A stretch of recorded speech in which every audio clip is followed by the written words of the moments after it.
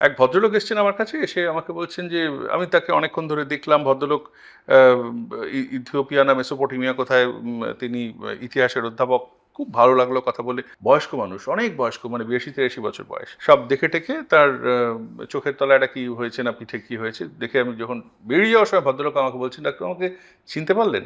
আমি তখন আমি না চিনতে পারার ব্যাপারে খুব ঘাঁটা আর কি। আমি তখন ভদ্রলোককে বলছি, মানে আপনি কি কেউ, মানে ফেমাস কেউ? বলে না না না, আপনাকে কি টিভিতে দেখেছি বা না না সেরকম কেউ না। আমি তখন ভাবছি এবার তো ব্যাপারটা গন্ডগোল হলো, মানে নিশ্চয়ই শ্বশুরবাড়ির দিকে কোনো আত্মীয় আমি চিনতে পারছি না, কেস খাবো।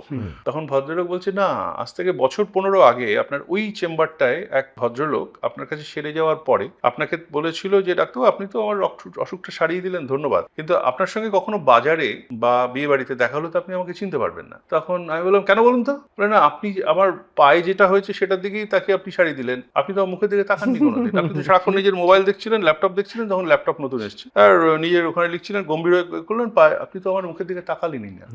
একটা পেশেন্ট মানে তো শুধু ডিজিজ না, একটা পেশেন্ট মানে সে পুরোপুরি একটা মানুষ।